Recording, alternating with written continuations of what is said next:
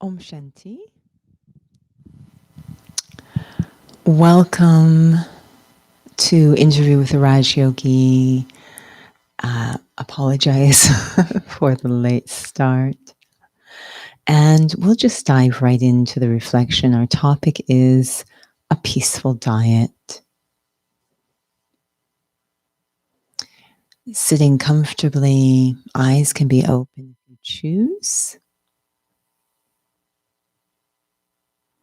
And taking a moment to allow the body to settle into the space and my attention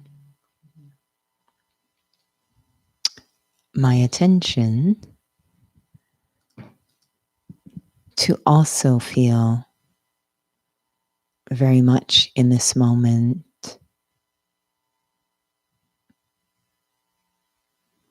The feeling as if time has stopped.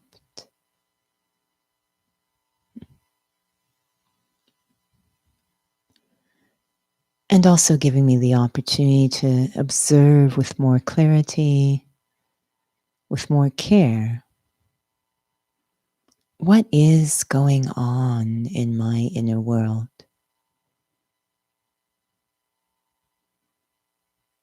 What is my mind chewing on? What have I consumed today?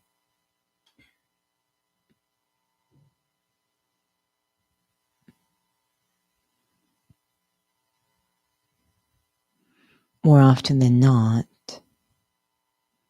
we find that there is a lot of clutter. The mind might seem very full, and yet I, the soul, am still starving.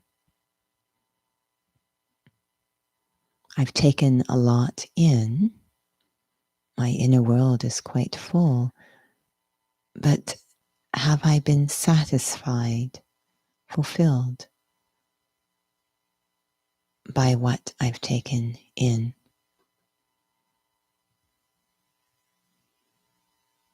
This idea of fulfilled, being full, but am I filled? Am I content?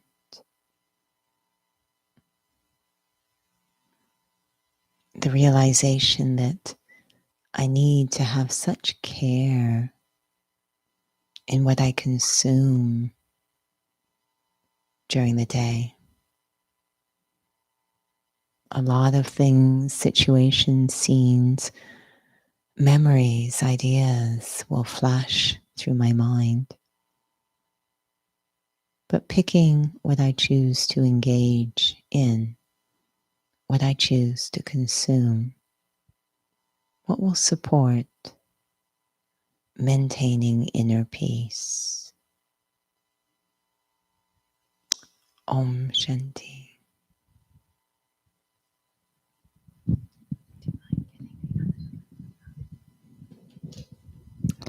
Om Shanti.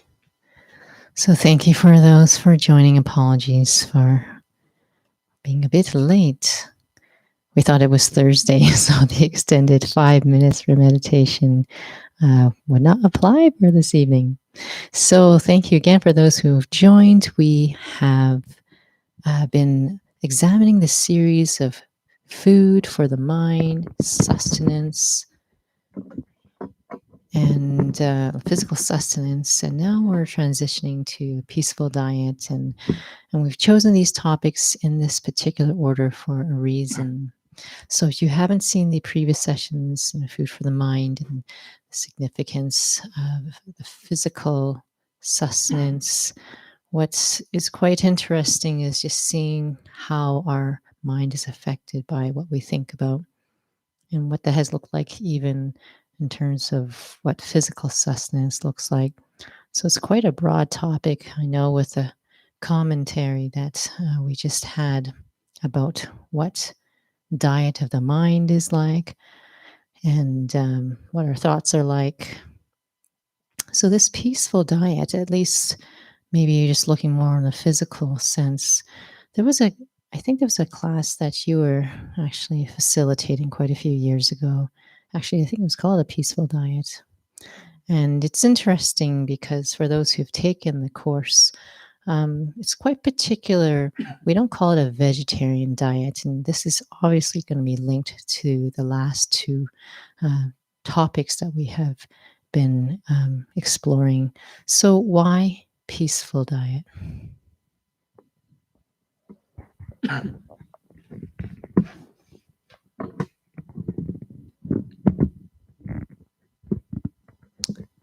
So again, we're looking at spirituality. When we speak about a spiritual study, there's so much focus on spirituality, and it's constant us, that trying to maintain that focus on spirituality, we keep slipping into physicality.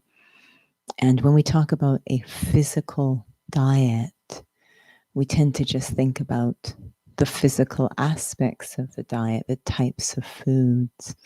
But I always really liked this, and even when we say, sometimes we use the term sattvic diet, which is getting closer, that which supports a peaceful state of mind. But we really want to explore what is that integration of the physical and the spiritual? How do we introduce spirituality into even our physical diet? So we're not just looking at the content of food, although that is a part of it. I think it surprises souls sometimes when we start to go into the details, the physical details of the diet. It is more than just vegetarian, but part of what makes it more is looking at the vibration, the preparation, all these different aspects. How can we constantly introduce spirituality into the equation, even in our physical diet?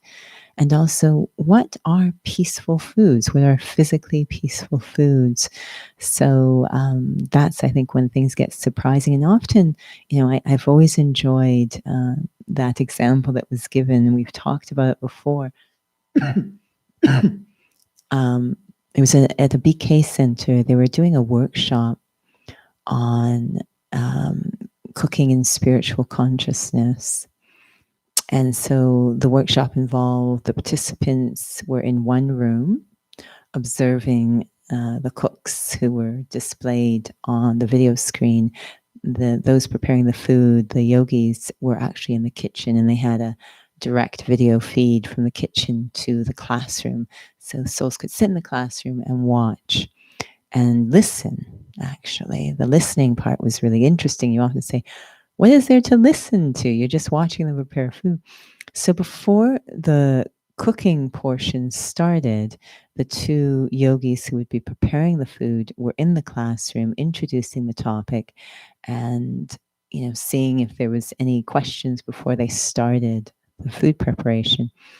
And I believe they were baking something, so they might have even been able to see the recipe. They talked a little about content. And someone asked, the way they pose the question is, why do you use white death? And they were thinking, what are we talking about here? And they repeated, why do you use Remember, white this was death? quite a while ago, too. Yeah, There's not many use white death. Yeah. So they were referring to white sugar. And, they respected the question. And what they suggested was, perhaps you could hold any more questions until after we do the demonstration of preparing the food in spiritual consciousness. And everyone was okay with that. So they went to the kitchen. What happened was they prepared the food that was using the items that we are acceptable in our diet. But more than that, they were speaking aloud the inner state, the consciousness, the state of mind they were in as they prepared the food. That was actually the point of the workshop, was the consciousness they were in as they, everything from selecting the food to preparing it to serving it to eating it. And it was beautiful. I know I've experienced this at the spiritual headquarters, yogis preparing food. And after the workshop, the one who had asked the question, they said, do you want to pursue that question? And the soul said, no, I completely understand now what a peaceful diet is. And it has nothing to do with the type of sugar you're using. So it's really an interesting topic that we can be doing things that we believe are spiritual, but they don't quite go deep enough. There would have to be an actual spiritual component. The consciousness would have to be involved for it to become a peaceful diet. So this is, I just feel just listening to you like this is going to be more than like 2 sessions. It's such a powerful topic though, and it really helps to even alleviate quite a bit of sensitivities and tension really, regarding food, and especially when there's an explanation, especially when you really get a chance to even experience eating food that's in that consciousness as well. So just wanting to make that connection when you were sharing in the commentary about, again, the thoughts in our mind, how does that relate to then food that's being prepared? In general, the soul has become so empty, so hungry, starving for a drop of peace. And because of not having the consciousness that would allow me to naturally experience that peace, because peace is, this is why we say Om Shanti, peace is our true nature. There's a beautiful song we have called You by Bliss, and it talks about at the end, there's just a whisper saying, you feed my soul, you feed my soul. This idea of silent shanti really feeds us. So we're quite hungry. And we've gotten to the point where we're trying to use a lot of physical things to fill the hole. Everything from shopping to, yes, physical food to fill the hole. So when we prepare food, sometimes it's like, this is going to be yummy, yum, yum, yum, yum. Like we're just in such a physical state, or even a completely sort of distracted state. So food, everything is matter, and it's very sensitive to energy. Wealth, money carries energy. The physical matter carries energy, and we kind of dismiss that component, and then we wonder what happened. In some ways, we know that food carries energy, because, we'll be very, I don't want to eat that. It's been sitting around on a counter for days on end. So we kind of know, but we don't really take that to the full extent.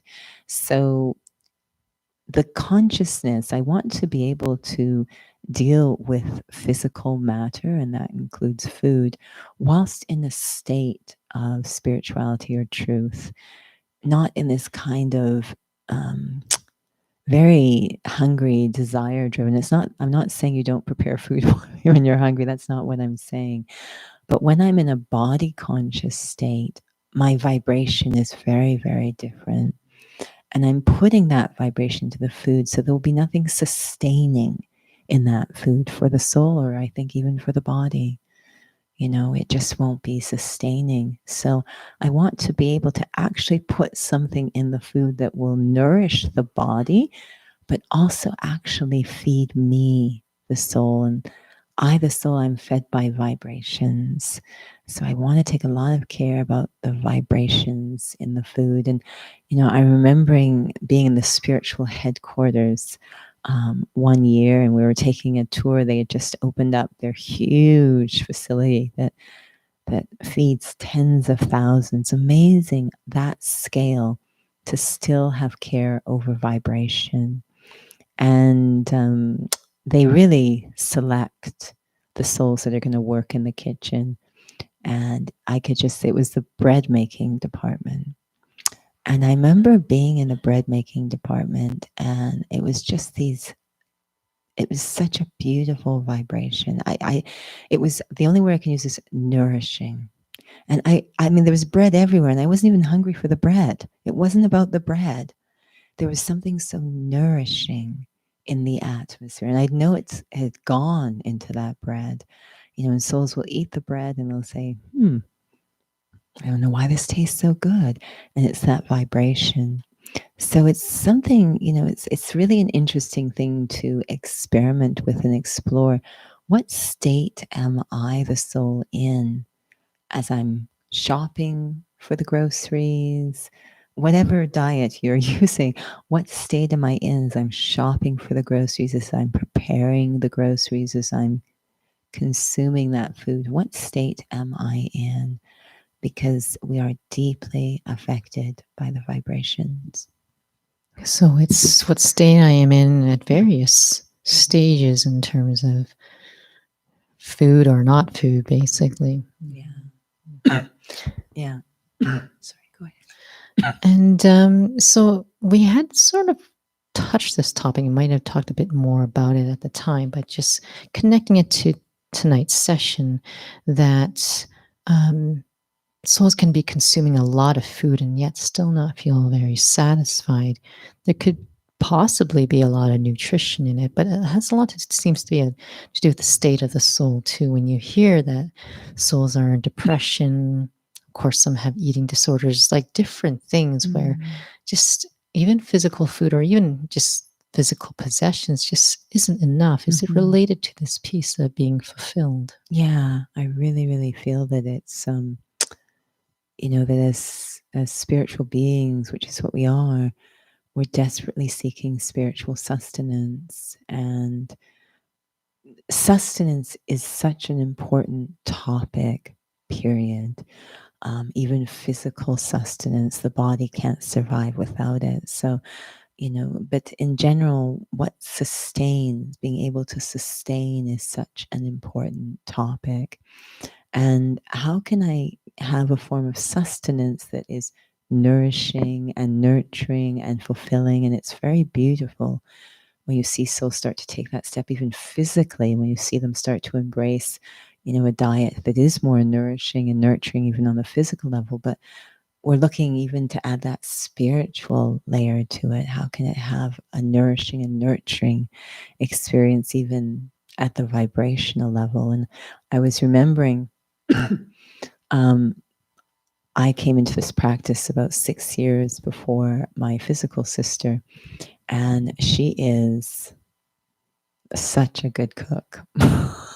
Such a good cook. I don't know, Nora can attest to that, maybe. Oh, yes. She's a very, very good, very particular. She could easily be a chef, I'm sure. I am on the other end of the spectrum. I am a very boring, bland cook. I'm happy if nothing really happens. So I came to the study first, and she was very respectful. When I go visit her, she would actually have a whole different, because she was still consuming foods that weren't in the diet. I didn't want to make any trouble, but on her own, she got different cooking, vessels that I could use for cooking, etc. But I didn't want to make any trouble for her, so it was very lovely. She did that if I'd come to visit, and so I was preparing a very, I think, bland compared to what she does dish. And I said, would you like to try some when it's ready? And we have a procedure where we prepare the food, and we actually offer the food in meditation. So all this happens, and she's eating the food, and as I say, it's in terms of seasoning and taste, it's nowhere near. But she's eating the food, and she goes, "Oh my gosh, this tastes amazing." I'm like, really? I mean, she said, "This, I don't know what it is, but it tastes amazing." I found it really interesting because it wasn't the seasoning or anything, because there wasn't a lot of seasoning or anything. Like, it was this feeling, I think, of the food, the vibration, that it's nourishing on every possible level. Because once you hit the spiritual, all the other levels, from spiritual, emotional, mental, and physical, are cared for. Spiritual is the center, the key. Once you're able to inject some quality at a spiritual level, everything else really, really gets to benefit. It makes me think about when you're sharing that if the hospitals could really take care of like the food, how it's being prepared. Just have yogis come in and prepare food. I wonder what that'd be like. There was a recent video, and And Benny, thank you. I will come back to that because I do have something on your comment. But there was a video that Global Hospital in Madhuban put out recently. It is a bit of I don't want to say promotional, but it allows souls to know a little bit more about grocery, about Global Hospital, especially during these very unique times. And so they actually have a couple of the patients in there speaking, and one of them saying, everything's good here. Everything's good. The food is good. The food is good. And they have a little section where they show the preparation. They refer that the sattvic food is prepared, but it's actually yogis. So it's not just sattvic diet, but yogis preparing sattvic food. This is a double whammy, right? This is really, really good quality. Regarding the grocery shopping, this is, this is one of my favorite meditation experiences. And I never intended it. It just seemed to happen that I'll be in the grocery store. It's the weirdest thing. I'll be in the grocery store and I'm not even suddenly, even if I was hungry, I'm not hungry when I go in there. I just go into this meditative state. I don't quite understand. I feel super peaceful, super, super peaced out. Like I just sort of kind of wander around in this blissed out state. And I'll literally like have the hand hovering to feel the vibration, not actually even touching the food. Just it's this really beautiful meditation experience, grocery shopping. I know that sounds strange. I can only suggest that you experiment. But yeah, right from the moment of selecting the groceries, and part of the consciousness too with Raj Yoga is it's about this very beautiful connection with the Supreme Soul. Really, if you want to talk sustenance, it's really beautiful. So I'm kind of grocery shopping with God, if you will. I know that might sound sacrilegious. I hope it doesn't offend, but the idea of making ordinary tasks so sacred is a huge part of spirituality in life. It does feel like it's all about making every moment be fulfilled. Yeah. Even though we don't realize about that, but this experience of being a soul, it's not just for one moment or another moment, but really trying to fill that sense of reality throughout the day. Yeah, because otherwise, we'll be sitting in meditation, having beautiful experiences, and then it kind of leaks out during the day, So we want to have these, and this is one of the main principles in our life is the quality of food, the vibration of food. We want to make sure the various aspects of our day-to-day life is helping to sustain, there's that word again, sustain what we accumulated in seated meditation. It helps to build on it rather than I do this and then it all leaks out during the day. So we want to create a structure in our day that supports, helps to sustain, maintain what we've accumulated while seated. Now, it seems like it's a silly question I'm asking because it's sort of maybe something we had asked at the beginning in terms of food for the mind, and the topic right after, which was, the significance of physical sustenance. Why is food such a big thing in the study then? I think because it became a big thing in our physical life. If you look at small children, those pure little beings, it's not a big thing for them. They're not, it takes everything we've got to get them to eat, right? It's not a big thing. But as we start to disconnect with that very pure sense of ourself and become very hungry, we don't even know what we're hungry for. We're actually hungry for purity. So this is why we say it's a peaceful or pure diet. And I don't want any of this to sound insulting or elitist or anything, but really that there's some spirituality. We're bringing spirituality back. But I think it's because we started to look outside that food became a big thing. But it didn't start that way. I think when we're in that pure state, I watch little kids eating and they don't overconsume unless something's happened, right, early in their life. But they, and some of them we've talked before, they're called picky eaters because they just don't want to eat foods that have a very strange huge vibration. So it seems very natural when that natural purity is there. A spiritual practice is about restoring us to that authentic, true, pure state. And then I think we'll very naturally find our relationship with food will change. I know when I came into the study, I heard about the different lifestyle recommendations, and the diet was one. And I remember feeling it makes sense to me. And yes, eventually I didn't sort of go into the deep end. And what I found was that just by exposing myself more and more to spiritual knowledge and experiences, tasting that peace, very natural shift, very, very natural shift happened. I think that it was way I needed to go. And I think it's very nice when one can really, because then it connects the dots, that when we get that spirituality back, our sensitivities change, and very naturally start the relationship with all those things we were using to fill ourselves up with, that also changes. Sounds like you had at least a very honest transition in, because there's some who didn't, or some who don't feel that. So I'm not sure what your sanskars were from a previous birth, but Slow. that's lovely. Those are my sanskars. Slow. Good, I'm a slow but snail. sustainable. But ultimately, it does feel like if there's some understanding of what I'm doing, at least it stays meaningful and relevant what I'm doing in this study. Yeah, and I think it's important to share that, the pressure on souls in their day-to-day life to not be themselves is immense. And I think that's what starves us, actually, is we can't be authentic. Whether we want to call it ego or image, whatever, it's putting tremendous pressures on souls. And they feel so hungry to just, again, for that purity, that authenticity. So when you come into a spiritual study, it should really support, it shouldn't be more pressure. Oh, now I have to have a spiritual image. That's very counterproductive. It should be an honest journey back to being truthful. Yeah. So it's quite interesting because for some, they may not have even felt this or even thought about it, even though you're mentioning it. We're all aware of it.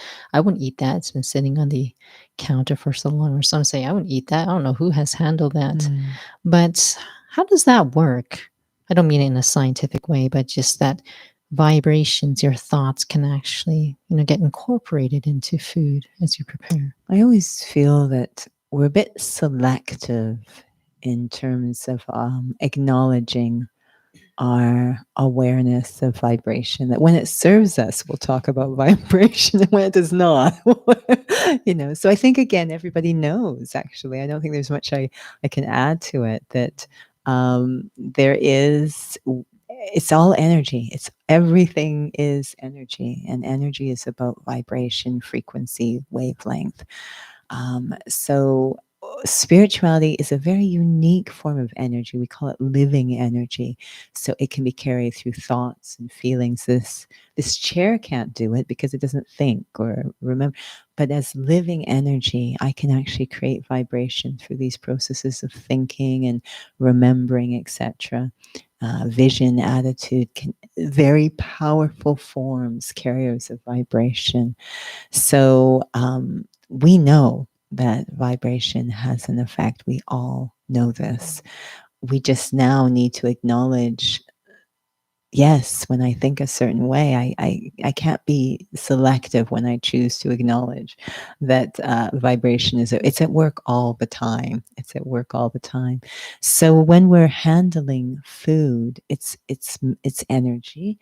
It's about to go assimilate into this body in which I'm sitting, and the fragrance, as we say, the vibration of it, that's going to reach me. I should be quite concerned about what it's so intimate with the body and with the self.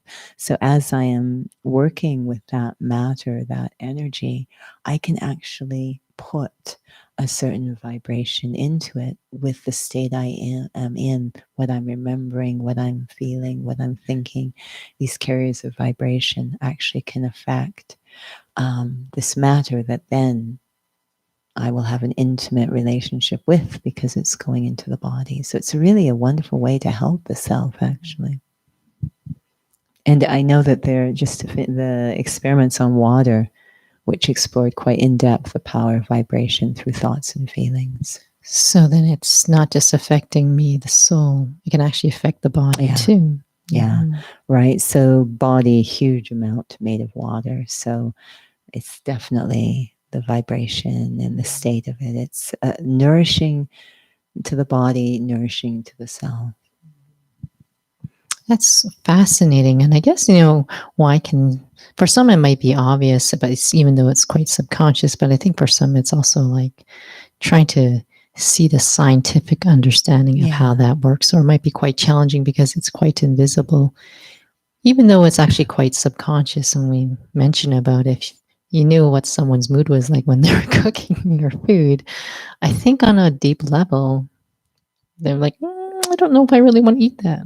Yeah, no, if you sometimes, as you say, you kind of got to see the behind the scenes, you perhaps would have a different feeling, but as you're sitting there listening, just to think what, if these beautiful, these very peaceful yogis in a state of peace are preparing a meal, you can sort of sense the quality of that on every single level would be so high.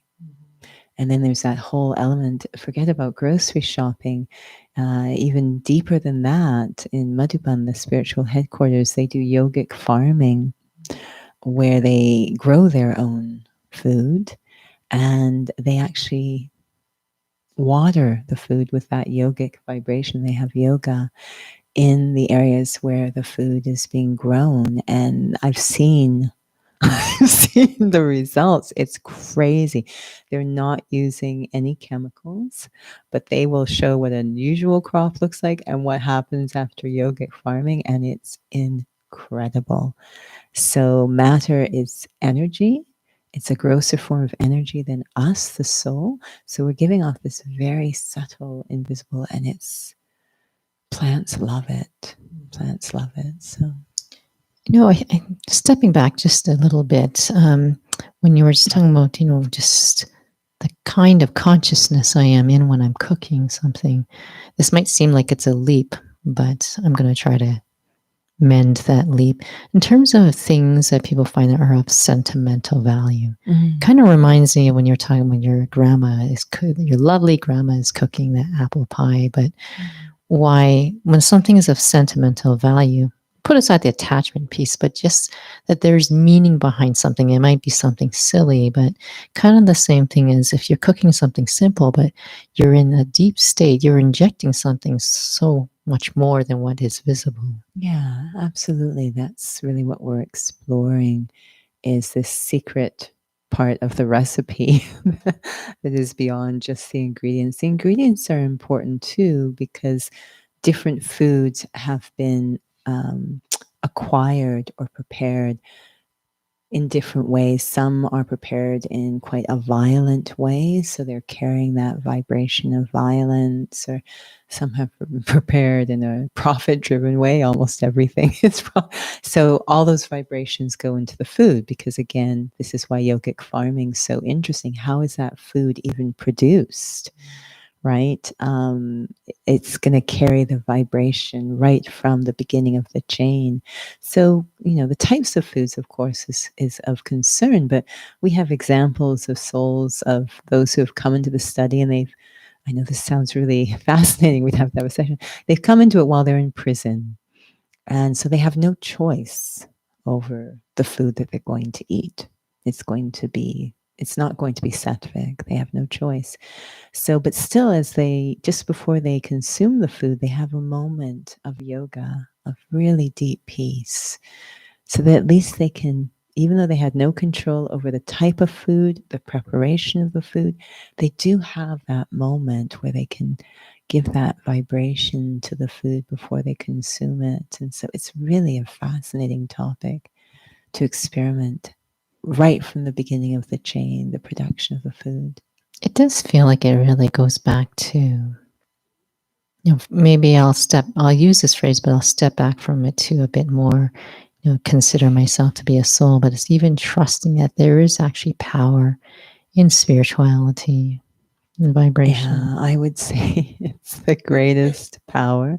It is the most soft, gentle, unintrusive, nonviolent power, and yet the greatest power. Um, we often say it's like the power of a baby. That if you have a baby abandoned in the middle of a shopping mall, everyone is going to have their attention. That's the power of innocence. So it's a very, very sweet, sweet power, but it is a huge power. I've seen it in the seniors, the leaders, those who are in leadership roles in this organization. The power is it's such a fascinating topic, this vibration. And I don't want it to sound occult or anything or manipulative or controlling, mind control. It's nothing like that. We're talking about the power of a pure heart. It is extremely powerful. You can feel it. You can feel it. There's no desires. There's no hidden agenda. There's no control. There's no manipulation. It's a beautiful, beautiful energy. And to be able to put that into the food, into your breath, into whatever you can, is extremely self-sustaining, very much benefiting the self. We may have to have like sessions on peaceful actions or something, because I think souls are probably struggling. How am I supposed to do this in the workplace? Yeah. So, just mindful of time, but since we started late, just one other thought that came to mind in terms of you were mentioning about your injecting, you're just really integrating that kind of vibration and the quality of those thoughts while you're actually cooking or when you're shopping, and how you are sharing it can impact the soul, the soul, but it can impact the body. How does that work? Is it sort of like a chain of what is really driving, like what is subtle energy in its relationship to more grosser physical energy? Yeah, I definitely think that subtle energy, again, has a tremendous power over gross energy as well. So, you can give two souls the same materials and they're going to really have different results just based on vibration, quite frankly. But this idea that the body is made up of water and nitrogen and carbon, etc., and when that subtle energy touches those elements, it really transforms it. So we had those examples, which I remember being with Daddy Jenki as an example, and she might be giving Toli or something, and perhaps the hand touches your hand, and it would feel just so soft. And I was like, how is this possible? She's 100 years old. How is this possible? But really, transformation of gross matter, the body is made of, by the subtle matter. It's a really powerful topic. Lovely. Well, thank you. We're going to have to continue with part 2 next week. And so if you have questions, you're always welcome to post on the Instagram chat box. If you notice why are we looking at 2 different places? We're looking at both cameras. Or if you have questions, you can type on the YouTube chat box. You can also let us know if you have topics you want us to explore or questions, all by email as well. Perhaps we will have a little reflection.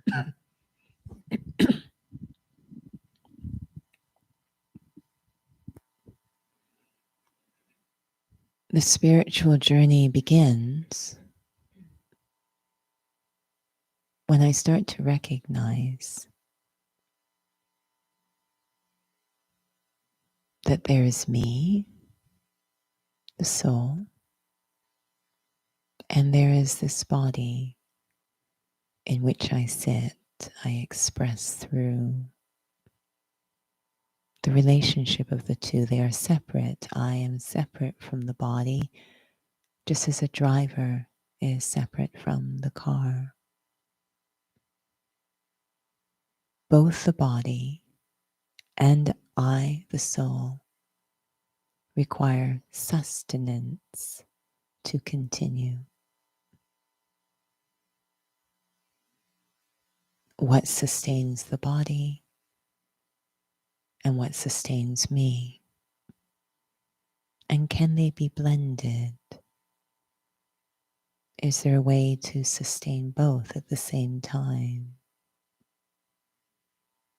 The body is made of the elements, physical matter, and so it requires physical sustenance. I, the soul, I am made of spiritual energy, subtle, subtle energy. And so I require very subtle sustenance. When subtle energy is injected into physical matter, it's extremely powerful. It's like putting high octane fuel into the tank of the car. The car is happier and the driver is happier. The body is nourished and I receive those beautiful vibrations of peace. Let me experiment with paying attention to both, not just the quantity, but the quality as well. Not just the content,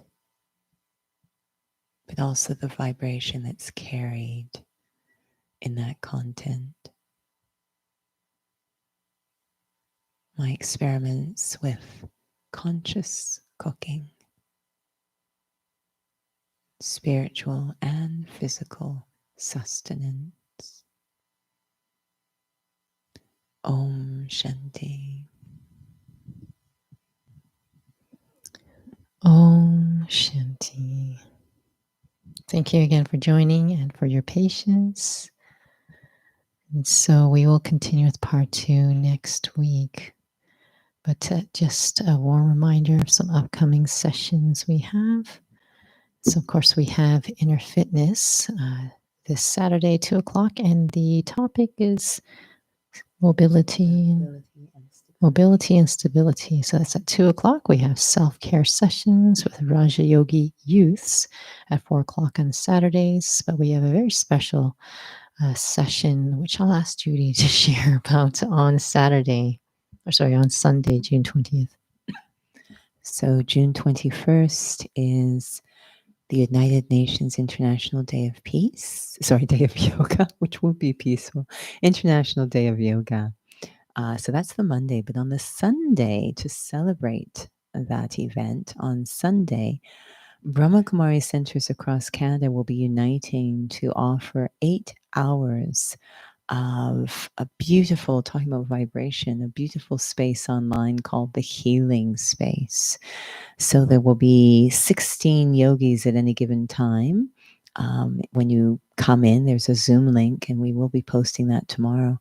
When you come into the platform, you will be met by 16 yogis who will be sitting in a state of yoga. So really radiating those vibrations of peace and lightness, very healing space, and just to come and absorb those healing vibes through what we call drishti, through the window of the eyes. So that will be from 8 a.m. to 4 p.m. Calgary time, which is 10 a.m. to 6 p.m. Eastern Daylight Time. So that's on Sunday. So yes, just arrive at the Zoom. It will stream on Facebook and YouTube as well from our national site, brahmakumaris.ca as well. So simultaneous streaming. So a healing space, really about the subtle. We did send out an email today to remind souls of this evening session, and I caught a flyer, which I hope it was right to send. I think I saw it. Just didn't have the links for YouTube and Facebook. No, but at least it had the Zoom one. It has the Zoom. But stay tuned. We'll send something out again. Yes. So yeah, we're very excited about that. And the last thing, well, of course, there's World Meditation Hour as well on Sunday on Father's Day, so 6:30 to 7:30 p.m. As well, there is a Raja Yoga workshop in English on the last Sunday of the month, June 27th, and it is Inner Stability. These sessions are recorded with the permission of the participants and uploaded onto the YouTube channel as well. You'll find them under the playlist workshops, and those are also, again, based on the principles of Raja Yoga. So thank you again for joining. Let us know if you have questions. Om Shanti.